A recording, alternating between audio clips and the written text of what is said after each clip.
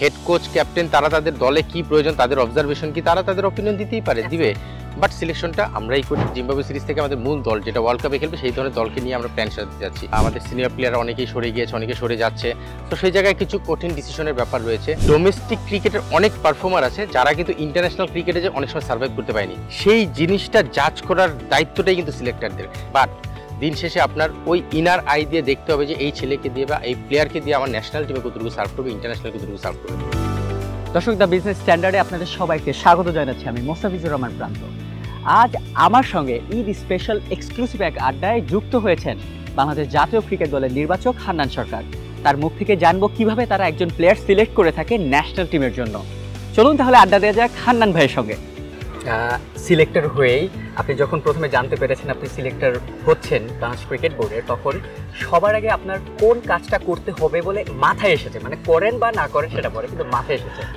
আমার কাছে মনে হয় যে আমাদের সবচেয়ে বড় যেই প্রাপ্তিটার দিকে আমরা তাকিয়ে রয়েছি সেটা হলো একটা বৈশ্বিক ট্রফি। মানে একটা সেটা ওয়ার্ল্ড কাপ হতে পারে, সেটা এশিয়া কাপ হতে পারে, চ্যাম্পিয়ন্স ট্রফি হতে পারে, যে কোনো একটা টুর্নামেন্ট, মানে যেখানে সবগুলো দলের অংশগ্রহণে হয় ওই ধরনের একটা টুর্নামেন্টে ট্রফি জয় করা, এটা আমাদের এখনও স্বপ্ন হিসেবেই রয়ে গিয়েছে।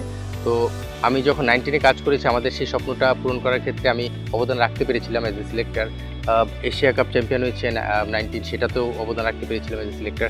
তো এখানেও সিলেক্টর হিসেবে একটা দায়িত্ব পেয়েছি। আমার স্বপ্ন ন্যাশনাল টিমের সিলেক্টর হিসেবে সেই স্বপ্নটা পূরণ করা, সেটা বাংলাদেশ টিমের জন্য হোক, আমার নিজের স্বপ্ন হোক। আমি জানি এটা প্রতিটা মানুষের স্বপ্ন বাংলাদেশের। সো যখন আমি সিলেক্টর হিসেবে দায়িত্ব পেয়েছি আমার এই স্বপ্নটাই সবার প্রথমে চোখের সামনে ভেসে এসেছে যে আমরা একটা বৈশ্বিক ট্রফি হাতে করে দেশে ফিরে এসেছি। ন্যাশনাল টিমে একজন প্লেয়ারের সিলেকশনের ক্ষেত্রে আপনারা বেসিক কোন কোন ক্রাইটেরিয়াগুলো একটু ফলো করার চেষ্টা করেন? আসলে ন্যাশনাল টিম এমন একটা স্টেজ যেখানে কিন্তু এক্সপেরিমেন্ট বা মানে ওইভাবে জাজমেন্ট করে কাকে ভালো করব কি করবো এত কিছু চিন্তার চেয়ে মেইন প্রায়োরিটি থাকে টিম কিভাবে রেজাল্ট করবে। সঙ্গে এটার সঙ্গে ব্যাক অফ মাইন্ড থাকে যে এই প্লেয়ারটা বা এই টিমটাকে নিয়ে আমরা লং রানে কতটুকু আগাবো। ফর এক্সাম্পল, এখন আমরা যদি দেখি আমাদের সামনের লক্ষ্য কিন্তু আগামী টি20 ওয়ার্ল্ড কাপ, তারপরেই রয়েছে আগামী জানুয়ারিতে 25শে জানুয়ারিতে রয়েছে কিন্তু চ্যাম্পিয়ন্স ট্রফি ওয়ানডে।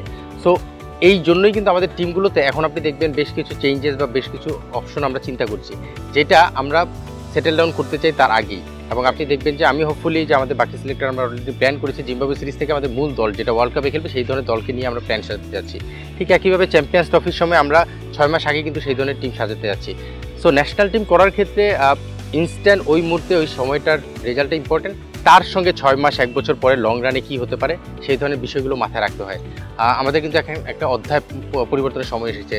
আমাদের সিনিয়র প্লেয়ার অনেকেই সরে গিয়েছে, অনেকে সরে যাচ্ছে, তো সেই জায়গায় কিছু কঠিন ডিসিশনের ব্যাপার রয়েছে, কঠিন সিদ্ধান্ত নিতে হবে। যেই জিনিসগুলো আমাদের এই সিলেক্টর প্যানেল থেকে আমরা নেওয়ার চিন্তাভাবনা করছি এবং আমি আশা করছি সেটা সাকসেসফুলি নিতে পারবো। সাকসেস ফেলিওর তো আসলে দিন শেষে প্লেয়াররা আমাদেরকে চোখের সামনে এনে দিবে, বাট আমরা ওইভাবে প্ল্যানগুলো করছি এবং এটা অবশ্যই লং টার্ম প্ল্যানের একটা অংশ। সো বর্তমান রেজাল্টের পাশাপাশি ফিউচার রেজাল্টের দিকেও আমাদের মনোযোগ রেখে আমরা ন্যাশনাল টিম সিলেকশনের ক্ষেত্রে কাজ করে থাকি। এক্ষেত্রে কি ডোমেস্টিকের পারফরমেন্স তো ম্যাটার করে কিনা সেখানেও? অবশ্যই, মানে বেসিক্যালি আমাদের প্লেয়ারদের সিলেকশনের ক্ষেত্রে আমরা কিন্তু একটা, আপনি যদি আমাদের ক্রিকেট বোর্ডের প্রসেসটা দেখেন, ন্যাশনাল টিমের পরে এ টিম বা তারপরে টাইগার রয়েছে, এইচপি রয়েছে, তারপরে 19 রয়েছে, অনেকগুলো স্টেজ রয়েছে। সো এখন আমি এইচপিতে প্লেয়ারকে সিলেক্ট কীভাবে করবো? 19 খেলে আসে যারা, তারা তো এইচপিতে যাচ্ছে, তার পাশাপাশি যারা ডোমেস্টিক ক্রিকেটে ঢাকা লিগে পারফর্ম করছে তাদেরকে আমরা এইচপিতে নিচ্ছি। সেখানে আমরা এইচপির কিছু ইন্টারন্যাশনাল ট্যুরের ব্যাপার আমরা নজর রাখার চেষ্টা করি, পাশাপাশি এ টিমের কিছু ট্যুর বা কিছু ইভেন্ট যদি থাকে সেখানে খেলিয়ে আমরা তাদেরকে ইন্টারন্যাশনাল অ্যাটমসফিয়ারের সঙ্গে ম্যাচ করানোর চেষ্টা করি, তারপরেই ন্যাশনাল টিমে আনার ব্যাপারে জাজমেন্টটা করি। সো আলটিমেটলি তারা এইচপি বা এ টিমে আসার ক্ষেত্রে তাদের ডোমেস্টিক ক্রিকেটটার দিকে কিন্তু পারফরমেন্স করতে নজর দিতে হয়। এখানে খুবই ইম্পর্টেন্ট একটা বিষয় হচ্ছে ডোমেস্টিক ক্রিকেটের অনেক পারফর্মার আছে যারা কিন্তু ইন্টারন্যাশনাল ক্রিকেটে যে অনেক সময় সার্ভাইভ করতে পারেনি বা লং রানে কন্টিনিউ করতে পারেনি, এটা কিন্তু আমরা প্রায় সময় দেখেছি। সেই জিনিসটা জাজ করার দায়িত্বটাই কিন্তু সিলেক্টরদের। খালি চোখে কিন্তু আপনি আমরা সবাই কিন্তু এই জাজমেন্টটা করতে পারি এই ছেলেটা প্রিমিয়ার লিগ ভালো খেলছে ওকে নিয়ে আসো, ও ন্যাশনাল লিগে খেলবে, কিন্তু ওই ছেলেটা ন্যাশনাল লিগে ইন্টারন্যাশনাল ম্যাচে যে কতটুকু সার্ভাইভ করতে পারবে, ওর টেকনিক্যাল ব্যাপার রয়েছে, মেন্টাল ব্যাপার রয়েছে, অ্যাটমসফিয়ারের ব্যাপার রয়েছে, এই জিনিসগুলো জাজমেন্টই কিন্তু একজন সিলেক্টরের কাজ এবং সেই জাজমেন্টেই যে সিলেক্টর সাকসেসফুলি করতে পারবে তাকে ভালো সিলেক্টর হিসেবে জাজ করা হয়। সো সিলেকশন কিন্তু করাটা আসলে খুব বেশি কঠিন। আপনি যদি দেখেন খালি চোখে পারফরমেন্স দেখে, প্রিমিয়ার লিগ দেখে, ন্যাশনাল লিগ বিসিএল দেখেই করা যায়, বাট দিন শেষে আপনার ওই ইনার আই দিয়ে দেখতে হবে যে এই ছেলেকে দিয়ে বা এই প্লেয়ারকে দিয়ে আমার ন্যাশনাল টিমে কতটুকু সার্ভ করবে, ইন্টারন্যাশনাল কতটুকু সার্ভ করবে। সো অবশ্যই ডোমেস্টিক ক্রিকেট ইম্পর্টেন্ট, তার সঙ্গে জাজমেন্ট, সিলেক্টরদের দৃষ্টিভঙ্গির অনেকগুলো ব্যাপার রয়েছে, সবগুলো মিলিয়ে জাজমেন্টটা করতে হয়। আমি যদি এবার এই ডোমেস্টিক খেলার ম্যাচের ব্যাপারটা যদি একটু উল্টে দেই, ধরুন রিশাদ রিশাদের মতো আরও কয়েকজন প্লেয়ার আছে যারা সহজে ডোমেস্টিক লেভেলে ম্যাচ টাইম পায় না, গেম টাইম পায় না, লেগ স্পিনার দেখে একটু হয়তো বেঞ্চে বসে থাকতে হয়। তাদের জন্য আপনারা স্পেশালি কীভাবে টেক কেয়ার করবেন, তাদেরকে কীভাবে ডেভেলপ করবেন? তারা যদি ম্যাচ খেলতেই না পারে তাহলে কীভাবে তাদের পটেনশিয়ালিটিটা দেখাবে? রাইট, এটা বেসিক্যালি যদি অনেস্টলি আমাকে জিজ্ঞেস করা হয়, এটা সবচেয়ে ইম্পর্টেন্ট হচ্ছে আপনি দেখবেন লেগ স্পিনারের ক্ষেত্রে এই ঘটনাগুলো ঘটে থাকে। আমরা যেই জায়গাটা সবচেয়ে বেশি স্ট্রাগল করছি, বাংলাদেশ টিম যে জায়গাটার জন্য সবচেয়ে বেশি মরিয়া হয়ে রয়েছে, তো এই জায়গাটা এক্সপেরিমেন্ট করার সাহসটা অনেকগুলো টিম পাচ্ছে না, বিকজ তারা যখন টিম করে অনেক টাকা ইনভেস্ট করে, তাদের ক্লাব চ্যাম্পিয়ন করতে চায়, দল চ্যাম্পিয়ন করতে চায়, সেই জন্য করে। তো সেখান থেকে তারা আসলে তাদের টিমের প্রায়োরিটি বা কম্বিনেশন অনেক সময় ওই সিচুয়েশনের টিম রেজাল্টে চিন্তা করে। বাট আমার মনে হয় যে সেই লেগ স্পিনার ট্রাস্ট তৈরি করার জন্য তাদের পারফর্ম করার যে সুযোগটা, সেই প্ল্যাটফর্মটা দিতে পারিনি। এখন এই প্ল্যাটফর্মটা কে দিবে? এটা আমরা এইচপিতে দিতে পারি, আমাদের এই টিমে খেলা, যেটা আমাদের নিজস্ব খেলা, যেটাতে কিন্তু ওই চ্যালেঞ্জটা নেই যে ক্লাব জিতাতে হবে, চ্যাম্পিয়ন করতে হবে দলকে, ওই ধরনের প্রেশারটা থাকে না। সো ওই জায়গাটা আমরা এক্সপোজারটা দেওয়ার চেষ্টা করি। এবং রিশাদ কিন্তু এইচপিতে লাস্ট বেশ কিছু ম্যাচে আগে পরে ভালো কিছু করেছে এবং ন্যাশনাল টিমের সঙ্গে কিন্তু বেশ অনেকদিন যাবত স্কোয়াডে রয়েছে।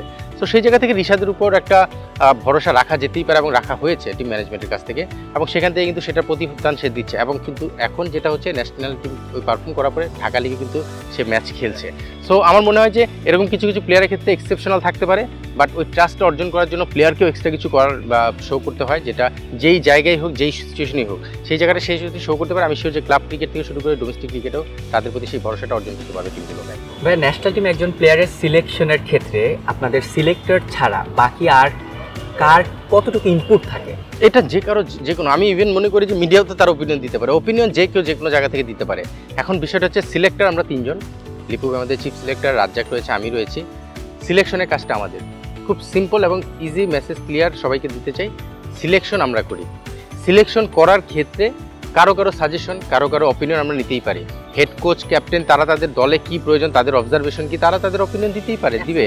বাট সিলেকশনটা আমরাই করি এবং আমরা তাদের সঙ্গে কনসার্ন নিয়ে এবং খুব সুন্দর একটা সম্পর্কের মাধ্যমে, জেলিংয়ের মাধ্যমে টিম সিলেকশনটা করার চেষ্টা করি, যেন কোনো দ্বিধাদ্বন্দ্ব না হয়। যেমন ফর এক্সাম্পল বেস্ট 11 কোচ এবং ক্যাপ্টেন করে, সেখানেও তো আমরা সিলেক্টরও ইনভলভ থাকি, বিকজ তারাও চায় যে আমরাও ইনভলভ হই। সো এটা হলো সম্পর্কের ব্যাপার, আন্ডারস্ট্যান্ডিংয়ের ব্যাপার। সিলেকশনের কাজটা সিলেক্টরদের, সেটা আমরা করে থাকি। টিমে 11 জন সিলেকশন করার দায়িত্ব ক্যাপ্টেন কোচের, সেখানেও কিন্তু সিলেক্টর ইনভলভ থাকে, যেমনটার সিলেকশনের ক্ষেত্রে কোচ ক্যাপ্টেন থাকে। সো বিষয়টা হলো আন্ডারস্ট্যান্ডিং এবং একটা জেলিংয়ের ব্যাপার। এই জিনিসটা যত সুন্দরভাবে আমরা কমিউনিকেশনের মাধ্যমে করতে পারবো, টিম সিলেকশন থেকে শুরু করে আমাদের টিমের ইন্টারনাল পরিবেশ থেকে শুরু করে সব কিছু খুব ভালো থাকবে, সেই জিনিসটা করি। বাট সিলেকশন আমরা তিনজন সিলেক্টরেই করি। সাকিব তামিম ইস্যুর মতো আর কোনো ইস্যু যাতে ভবিষ্যতে না আসে বা ন্যাশনাল টিমকে প্রভাবিত করতে না পারে, সেজন্য টিম ম্যানেজমেন্ট কী কী স্টেপ নেওয়া উচিত বলে আপনি মনে করেন? এটা টিম ম্যানেজমেন্ট না, আসলে বেসিক্যালি আমাদের সিনিয়র প্লেয়াররা যারা রয়েছে, তারা তো অনেকদিন যাবৎ বাংলাদেশ টিমে সার্ভ করছে এবং আমাদের লেজেন্ড প্লেয়ার, একদম নির্দ্বিধায় স্বীকার করতে হবে। বয়সের সঙ্গে সঙ্গে, সময়ের সঙ্গে সঙ্গে তাদের কিছু ইনজুরি কনসার্ন রয়েছে, পাশাপাশি তাদের কিন্তু একটা ফ্যামিলিগত ইস্যু থাকে, বিভিন্ন কারণে তারা বিভিন্ন সময় আনঅ্যাভেলেবল হতেই পারে। তো বিষয়টা হচ্ছে যে এটা যত ক্লিয়ার থাকবে তত তাদের জন্য ভালো, আমাদের জন্যও ভালো। ক্রিকেট বোর্ডের সঙ্গে সেই কমিউনিকেশনটা খুব স্মুথলি রান করাটা খুবই জরুরি, যেটা আমাদের অপারেশনসের দায়িত্বে রয়েছে জালাল ভাই, উনি কিন্তু কমিউনিকেশন করছেন রেগুলার। ইভেন পাপন ভাইয়ের সঙ্গে কিন্তু প্লেয়ারদের সঙ্গে খুব ভালো সম্পর্ক। সো আমি আশা করবো যে দূরত্ব যেন না থাকে, যেটাই হোক কমিউনিকেশনের মাধ্যমে, সম্পর্কের মাধ্যমে, আলোচনার মাধ্যমে খুব ক্লিয়ার একটা মেসেজ যেন সবার কাছেই থাকে। এটা শুধু মানে সিলেক্টরদের জন্য না, এটা selector, Bangladesh cricket, even cricket board সবার জন্য খুব সুন্দরভাবে রান করার ক্ষেত্রে কাজে লাগবে। ইভেন প্লেয়ারদের লাইফ সেটেলমেন্টেও আমার মনে হয় এটা খুব জরুরি। সো আমি আশা করছি যে ফিউচারে আমাদের এই বিষয়গুলো যাদের বিষয়ে আসবে, আমরা খুব ভালো এবং আন্ডারস্ট্যান্ডিংয়ের মাধ্যমে এই জিনিসগুলো ক্লিয়ারলি সলভ করতে পারবো। থ্যাংক ইউ হান্নান ভাই, এতগুলো প্রশ্নের উত্তর দিয়ে দর্শকদের জন্য আরও সহজ করে দেয়া কিভাবে আপনার একটা দলের জন্য প্লেয়ার সিলেক্ট করে থাকেন এবং সেটা কিভাবে ন্যাশনালে এফেক্ট করে। থ্যাংক ইউ সো মাচ এবং আপনাকে ঈদ মোবারক। থ্যাংক ইউ, সবাইকে ঈদ মোবারক।